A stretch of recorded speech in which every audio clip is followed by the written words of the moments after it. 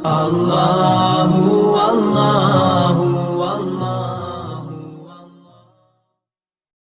و بے شک اللہ کے ولیوں کو نہ کوئی خوف ہوگا نہ وہ غمگین ہوں گے۔ ولی کون ہیں؟ الذین آمنوا، وہ لوگ جو ایمان لائے، وکانوا یتقون، اور جنہوں نے تقوی اختیار کیا۔ سب سے پہلے تو سمجھ لیں ولی کا معنی ہے اللہ کا دوست، اللہ کا دوست۔ بڑی سادی سی بات ہے کہ کئی دفعہ انسان اپنے بھائیوں کے اندر، خاندان کے اندر اس سکون کے ساتھ، اطمینان کے ساتھ نہیں بیٹھتا جس سکون کے ساتھ وہ اپنے دوست کے ساتھ بیٹھتا ہے۔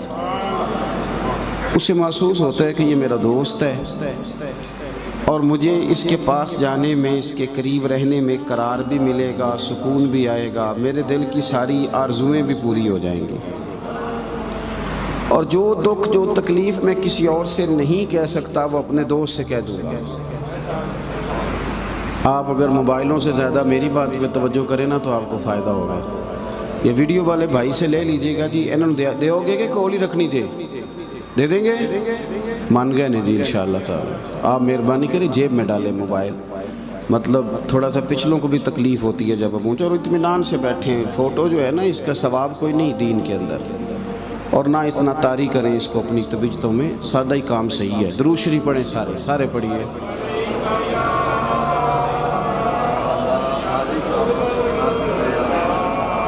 اللہم صلی علی سیدنا مولانا محمد معدن الجود والکرم وآلہ وسلم۔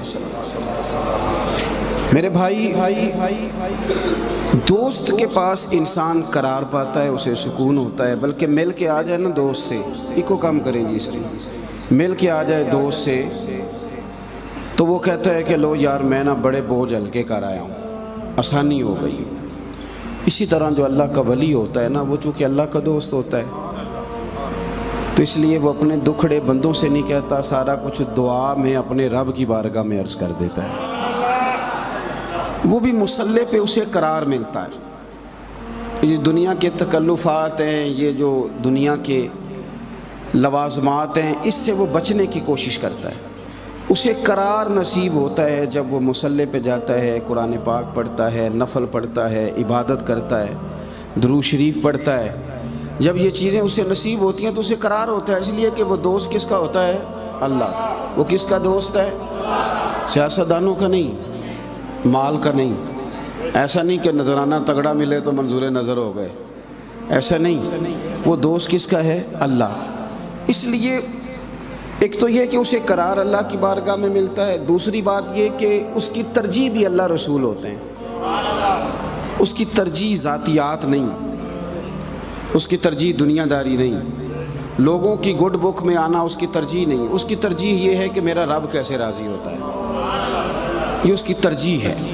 اسے شوق ہوتا ہے کہ اللہ مجھ سے راضی ہو جائے، اللہ میرے حال پہ رحم کر دے، اور ہر وقت وہ اس انتظار میں ہوتا ہے۔ فرعون کی بیوی جناب آسیہ رضی اللہ تعالیٰ عنہ مسلمان ہو گئی، ولیہ تھی اللہ کی، عورت نبی نہیں ہوتی، ولیہ تھی۔ پہلے حال یہ تھا کہ وہ ملکہ تھیں، 20-25 کنیزیں ان کے پاس ہوتی تھیں، ہر وقت خدمت کرتی تھیں۔ اب انہوں نے جناب موسیٰ علیہ السلام کا کلمہ پڑھا۔ پہلے تو فرعون نے سمجھایا۔ ایک ہوتا ہے کسی بندے کو نفسیاتی طور پر ٹارچر کرنا، اسے اس طرح کی تکلیف دینا، اس طرح کی بلیک میلنگ کرنا کہ وہ ڈر جائے۔ پہلے اس نے وہ والے کام کیے، سہولتیں چھین لوں گا، میں ماروں گا، بے عزت کروں گا، یہ ساری اس نے سٹوریاں، یہ ساری چیزیں ہمیں بھی پریشان کرتی ہیں۔ کچھ لوگ ایسے ہوتے ہیں جو کہتے ہیں کہ فلانا کام کرو گے تو بے عزت ہو جاؤ گے، حالانکہ عزت تو وہ ہے جو اللہ رسول عطا کرتے ہیں۔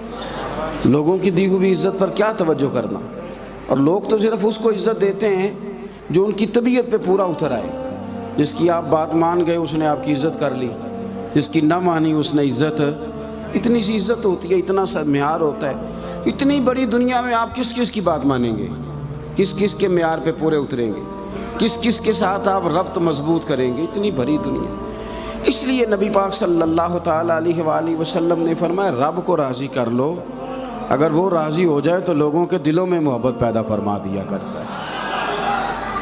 تو جناب آسیہ کو پہلے تو اس نے ذہنی طور پر قائل کرنے کی کوشش کی، جب وہ نہ قائل ہوئی، بڑا مشکل ہوتا ہے کہ جو کنیز ہاتھ باندھ کے سامنے کھڑی ہے، پانی کا پیالہ لیے کھڑی ہے، پھر وہ بالوں سے پکڑ کے گھسیٹے، پھر وہ مارے، پھر وہ تکلیف دے، لیکن دوستی ہے نا اللہ کے ساتھ، تعلق رب کے ساتھ ہے۔ رب کے ساتھ جب تعلق قائم ہوتا ہے تو یہ چیزیں پریشانی بھی پیدا نہیں کرتی۔ مارا، پھر فرعون نے بھی مارا، جسم پر تلوار کے زخم لگا کے تو ان میں نمک بھر دیا۔ ترجیح اللہ ہے، واللہ ورسولہ احق ان یرضوہ، اللہ اور اس کے رسول کا زیادہ حق ہے کہ اسے راضی کیا جائے۔ پھر جب اس تکلیف سے وہ باز نہ آئیں تو پھر دیوار کے ساتھ کھڑا کر کے نا تو میخیں، کلے، کیل ان کی ہاتھوں میں ٹھونک دیے، جسم کے مختلف حصوں میں میخیں لگا دیں، دیوار کے ساتھ انہیں باندھ دیا۔ آدھی رات کا وقت تھا، حضرت موسیٰ کلیم آئے اور آ کے پوچھا آسیہ کس حال میں ہو؟ جناب آسیہ کہنے لگی اب یہ مقام ولایت ہے۔ جناب آسیہ فرمانے لگی، عرض کرنے لگی کلیم میں کس حال میں ہوں یہ چھوڑیے، آپ یہ بتائیے کہ میرا رب مجھ سے راضی ہے کہ ناراض ہے؟ میری اور آپ کی ترجیح بدل گئی ہے، ہماری ترجیح کچھ اور ہے۔ سیاست کرتے ہیں خاندان کو اپنے ساتھ سیٹ کرنے کے لیے، وہ سیٹ ہوتا ہی نہیں۔ محلے میں اپنے آپ کو بڑا کرنے کے لیے سیاست کرتے ہیں، کہاں کامیاب ہوتی ہے ہماری سیاست؟ ترجیح پیسے کو بنا لیا ہے۔ حضور نے فرمایا بڑا لعنتی ہے جو درہم و دینار کا بندہ بن گیا ہے۔ جس دن پیسے مل گئے طبیعت ٹھیک ہے، جس دن نقصان ہو گیا رات نیند ہی نہیں آتی۔ ترجیح کچھ اور ہے نا، ان لوگوں کی ترجیح کچھ اور تھی۔ جناب آسیہ کہنے لگی آپ بتائیے رب راضی ہے کہ ناراض ہے؟ جناب کلیم فرمانے لگے میں مالک کا پیغام لے کے آیا ہوں۔ اس نے کہا جناب آسیہ سے جا کے کہہ دیں میں نے ان کے لیے جنت میں مکان بنا دیا ہے۔ اللہ کے ولی کی ترجیح اللہ رسول ہے۔ ترجیح بولیے، اپنی ترجیح کو بدل دیں، اپنا ارادہ بدل دیں۔ آپ تھک جائیں گے، دنیا تھکا دیتی ہے۔ آپ دنیا کی ایک خواہش پوری کرتے ہیں، ایک نئی خواہش جنم لیتی ہے۔ لوگوں کی ایک ڈیمانڈ پوری کرتے ہیں، ایک اور ہے جو موجود ہے۔ گھر والوں کی، بچوں کی ایک دنیا کی خواہش پوری کرو گے، چار اور بتائیں گے۔ ترجیح اللہ رسول کے ساتھ، اللہ کا ولی اس کی ترجیح اللہ رسول ہوتے ہیں۔ بتائیے کتنا شوق ہے لوگوں کو مکان بنانے کا۔ حضرت علی نے تو مدینے میں جا کے مکان ہی کوئی نہیں بنایا۔ سیدہ فاطمہ الزہرا رضی اللہ تعالی عنہ سے نکاح تک ان کا تو مکان ہی کوئی نہیں تھا، اپنا مسجد میں سویا کرتے تھے۔ جب نکاح ہو گیا تو پھر ایک مکان جناب حارثہ بن نعمان کا حضور نے فرمایا تو وہاں تشریف لے گئے۔ خواجہ معین الدین چشتی، کتنے لمبے عرص ہوتے ہیں خواجہ صاحب کے نام پہ، اور کتنے طویل آستانے بنے ہوئے، اور کتنا بڑا سسٹم خانقاہی لوگوں نے بنایا ہے، اور کتنی چیک پوسٹیں ہیں جن سے گزر کے بندہ جاتا ہے آگے، آستانے تک رسائی ہے۔ لیکن جن خواجہ صاحب کے نام پہ ہم لنگر کھا رہے ہیں نا، خواجہ صاحب تو خیمے میں رہتے تھے،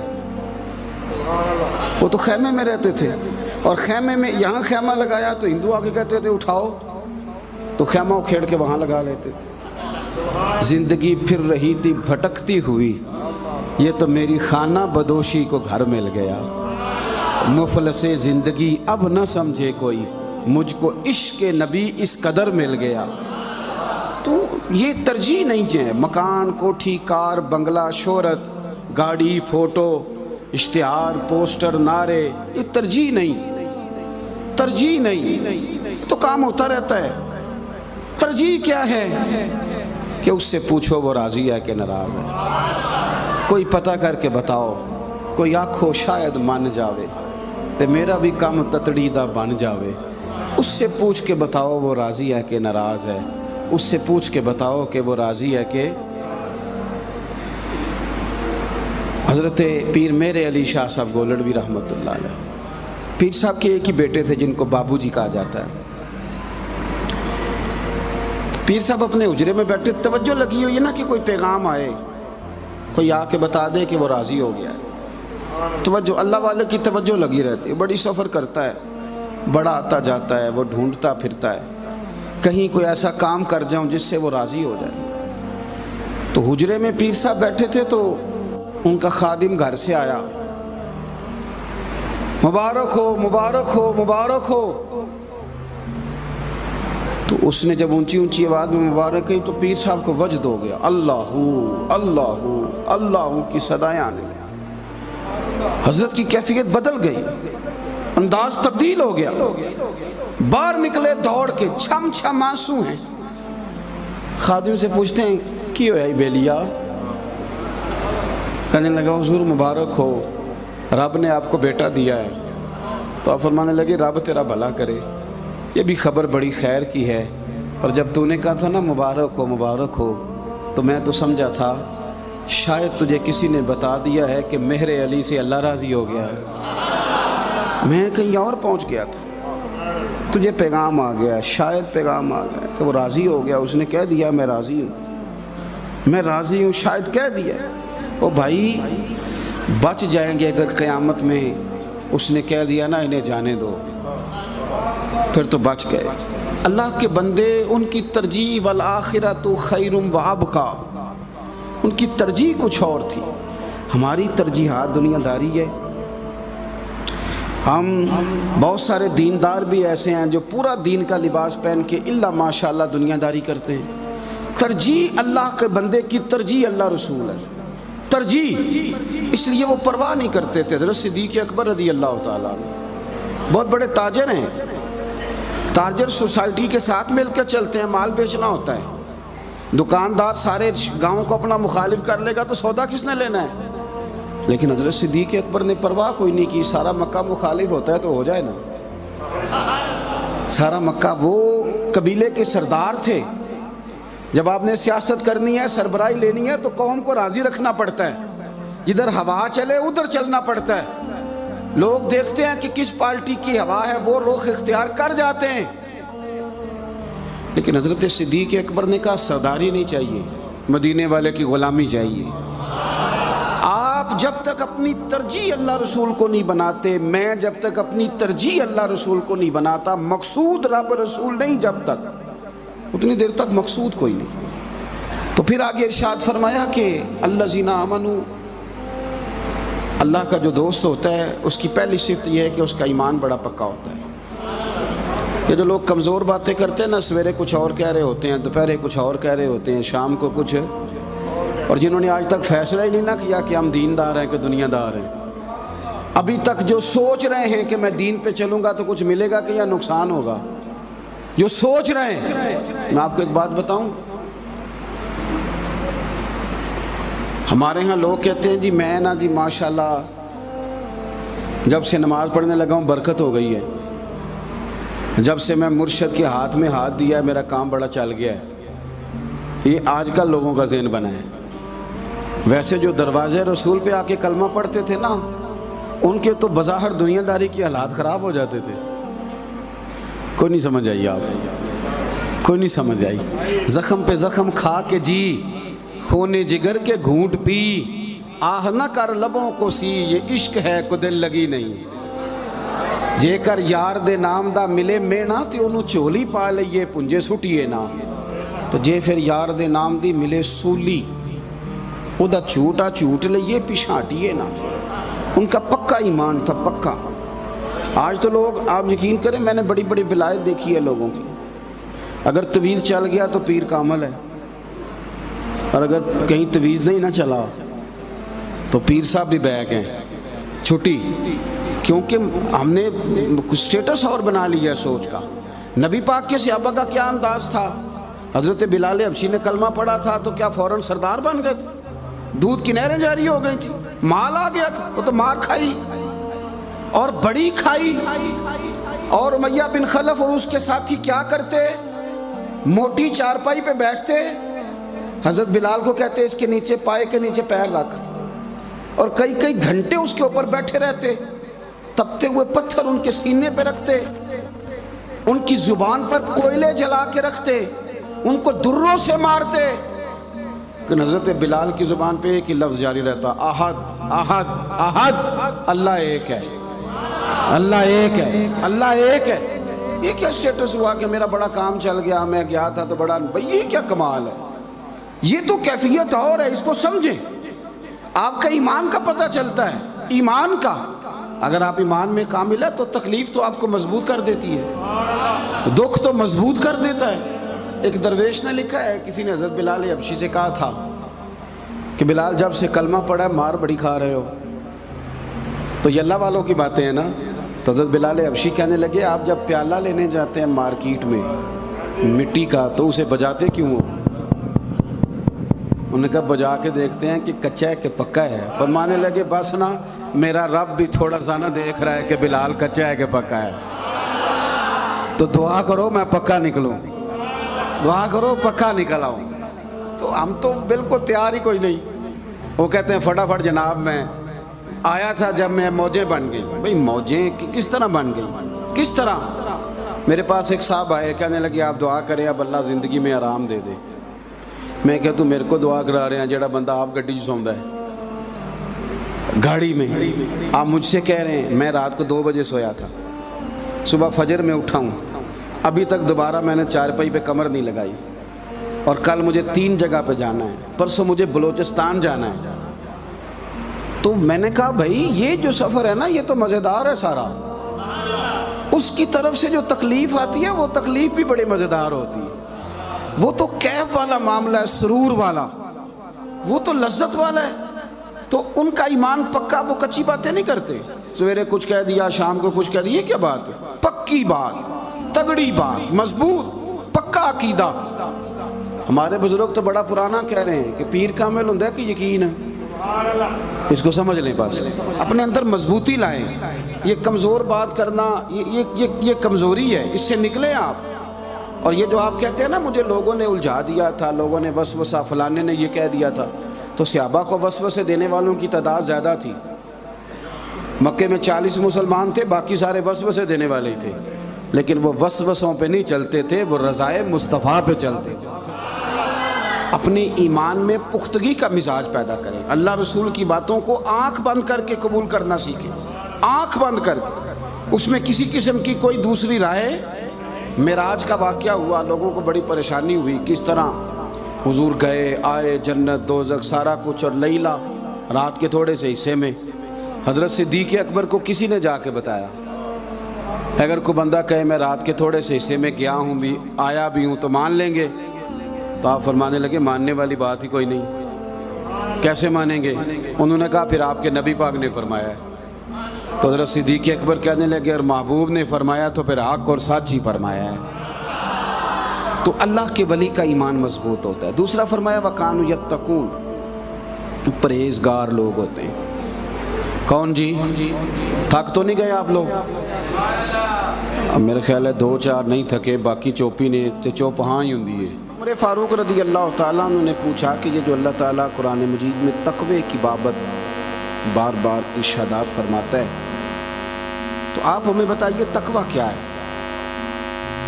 تو حضرت ابی بن کعب رضی اللہ تعالیٰ عنہ عرض کرنے لگے حضور اگر بندہ تنگ رستے سے گزر رہا ہو، ادھر بھی جھاڑیاں ہوں ادھر بھی جھاڑیاں ہوں، اور اس نے لباس کھلا پہنا ہو، عرب کے لباس لوگ کھلا لباس پہنتے، کھلا لباس پہنا ہو، دونوں جانب جھاڑیاں ہوں، تو کیسے گزرے گا؟ حضرت عمر فاروق فرمانے لگے اپنے لباس کو سمیٹ کے ادھر بھی بچے ادھر بھی بچے، احتیاط کے ساتھ گزر جائے گا۔ حضرت ابی بن کعب کہنے لگے بس دنیا میں بھی دائیں بائیں گناہوں کی جھاڑیاں ہیں، جو احتیاط کے ساتھ زندگی گزارے اسے متقی پرہیزگار کہا جاتا ہے۔ بولے بھی احتیاط کے ساتھ، کھائے بھی تو بے تکا نہیں، بے مقصد نہیں، بلا وجہ نہیں، فضول نہیں، محتاط بولے محتاط کھائے، اور محتاط سوچے۔ سوچیں عمل کو جنم دیتی ہیں، اچھے افکار اچھا عمل مضبوط کریں۔ جن لوگوں کے خیالات تصورات وسوسوں کے ہتھے چڑھے رہتے ہیں اچھا کردار نہیں معاشرے میں ادا کر سکتے۔ آپ متقی اور پرہیزگار اس وقت بنتے ہیں، تقویٰ اس وقت ہوتا ہے جب آپ سوچتے بھی صاف ستھرا ہیں، لوگوں کے بارے میں اچھی رائے رکھتے ہیں، مثبت آپ کا طرز زندگی ہوتا ہے۔ متقی پرہیزگار لوگ جو بڑی احتیاط کے ساتھ چلیں، تقوی اختیار کریں اور زندگی تقوی کے ساتھ اپنی گزاریں، وہ کوئی ایسا کام نہ کرے جس سے لوگوں کو تکلیف ہو۔ حضرت امام اعظم ابو حنیفہ، امام صاحب رحمۃ اللہ نے ایک بندے سے قرضہ لینا تھا۔ اب قرضہ لینے والے بھی دو قسم کے لوگ ہوتے ہیں، اگر تو کسی تگڑے بندے سے لینا ہے پھر منت کر کے لیتے ہیں، اور اگر کسی ماڑے سے لینا ہے تو پھر کہتے ہیں شامی پیسے دینے نہیں۔ اب یہ کہ اگر آپ تنگ دست کو مہلت دیں نا، تنگ دست، آپ کو پتہ ہے بندہ بیچارہ کمزور ہے، تنگ دست ہے، جان بوجھ کے نہیں کر رہا، اندر رکھ کے نہیں منع کر رہا ہے ہی نہیں، پتہ چل جاتا ہے۔ نبی پاک صلی اللہ علیہ وسلم کی یہ حدیث آپ نے یاد کر لینی ہے۔ کریم فرمانے لگے اگر تو نے کسی سے پیسے لینے ہیں، بندہ تنگ دست ہے، تو اسے مہلت دے دے۔ فرمایا جتنے دنوں کی تو مہلت دے گا نا، اتنے پیسے روز صدقہ کرنے کا اللہ تجھے ثواب عطا کرے گا۔ تھوڑا سا نا اگر اللہ نے آسانی کی ہو نا تو پھر کسی تنگ دست کو، مجبور کو تنگ نہیں کرنا چاہیے، بلکہ ہمارے ہاں تو مجبوریاں خریدی جاتی ہیں۔ اگر کسی پہ قرضہ چڑھ جائے تو مکان خریدا جاتا ہے، مجبور ہو کے بیچ رہا ہے، لوگوں کو پتہ ہے مجبور ہے، اب حالات خراب ہو جاتے ہیں۔ امام صاحب رحمۃ اللہ علیہ یہ متقی لوگ تھے، تقوی والے۔ ایک آدمی سے پیسے لینے تھے تو امام صاحب گلی سے گزر رہے تھے تو وہ امام صاحب کو دیکھ کے پہلے ڈرا، پھر سہما، پھر دوڑ گیا، رستہ بدل گیا۔ امام صاحب نے بلایا، حاضر ہوا تو فرمایا کیا ہوا؟ تو رو پڑا، کہنے لگا حضور مجبور ہوں، ابھی پیسے میرے پاس بندوبست نہیں ہوا، اور ظاہر ہے آپ کے پیسے دینے ہیں، تو میں نے آپ کو دیکھ کے رستہ بدل لیا، میں تکلیف میں ہوں، اور حضور میں تو کئی دنوں سے گھر سے نہیں نکل رہا کہ آپ سے آمنا سامنا نہ ہو جائے۔ یہ ہوتا نہیں روٹین میں اس طرح، ہمارا جب ہاتھ اوپر ہوتا ہے تو پھر تو ہمارا سٹائل ہی کچھ اور ہوتا ہے نا۔ اگر ہم نے لینے ہوں تو پھر تو کیفیت ہی اور ہے، باتیں ہی بڑی بڑی اعلیٰ اونچی کرتے ہیں لوگ۔ تو امام صاحب نے اس کی بات سنی، تو قرضہ امام صاحب نے لینا تھا، اس نے دینا تھا۔ امام صاحب نے سنا تو رو پڑے، فرمانے لگے یار میری وجہ سے تو کئی دن گھر سے نہیں نکلا، اور میری وجہ سے تو چھپتا پھرتا ہے۔ آپ فرمانے لگے جا، میں نے تجھے پیسے معاف کیے، لیکن ایک شرط ہے کہ تو اپنی زبان سے کہہ کہ میں نے ابو حنیفہ کو معاف کر دیا ہے۔ جو تجھے تکلیف ہوئی نا میری وجہ سے، اذیت پہنچی، تو کہہ میں نے معاف کیا۔ تیرے دل پہ اتنا بوجھ رہا، میری وجہ سے تو سو نہیں سکا، ڈھب سے کھا نہیں سکا، اور میں اللہ نے مجھے وسعت دی ہے، مجھے کوئی ایسی مجبوری نہیں تھی، اور پھر تو نے یہ کیسے سوچ لیا کہ میں تجھے تنگ کروں گا؟ تو بھائی متقی لوگ جو تھے نا، تقوی والے، بوجھ نہیں بنتے تھے، تکلیف نہیں دیتے تھے، احتیاط کے ساتھ بات کرنا، احتیاط کے ساتھ آگے بڑھنا، محتاط طرز کلام اختیار کرنا، حلال حرام کی تمیز کو مضبوط کر کے رکھنا، پھر اللہ انہیں نور بصیرت عطا کرتا، پھر اللہ انہیں تقوی کی روشنی عطا کرتا، پھر ان لوگوں کی زندگی میں آسانیاں ہوتی ہیں، پھر ان کے لیے نماز پڑھنا آسان ہو جاتا ہے۔ میں نے بڑی دفعہ دوستوں سے کہا ہے کہ نظر پاک ہو جائے، رزق حلال ہو جائے تو عبادت میں برکت آنے لگتی ہے، نماز میں دل لگنے لگتا ہے، اور اگر نظر ناپاک رہے، رزق ناپاک رہے، تو پھر عبادت میں لذت نہیں پیدا ہوتی۔ تو اللہ کے ولی متقی ہوتے ہیں۔ پھر اپنی تقریر دوبارہ دہراتا ہوں ختم کرنے سے پہلے، سب سے پہلی بات، اللہ کا ولی اللہ کا دوست ہوتا ہے، اسے سب سے زیادہ سکون مصلے پہ آتا ہے، اور دوسری بات یہ کہ اس کی ترجیح دنیا نہیں ہوتی، ترجیح اس کی اللہ اور اس کے رسول کی رضا ہوتی۔ تیسری بات یہ کہ وہ کامل ایمان والے پکے لوگ ہوتے، کمزور باتیں نہیں کرتے۔ ایسا نہیں ہے کہ وہ سویرے کچھ سوچے شام کو کچھ سوچے، ایسا نہیں ہوتا، پکا ایمان، اور حضور نے جو وعدے کیے ہیں ان پر بھی ایمان پکا۔ اور چوتھی بات یہ کہ وہ متقی ہوتے ہیں، غیر محتاط نہیں ہوتے، تقوی والی ان کی زندگی ہوتی ہے۔ اور اگر آپ نے ابھی تک ہمارا چینل سبسکرائب نہیں کیا تو فوراً سبسکرائب کیجئے، ساتھ ہی بیل آئیکن پر کلک کریں تاکہ مزید آنے والی ویڈیو ہیں وہ آپ کو وقت پر ملتی رہیں۔ اللہ حافظ۔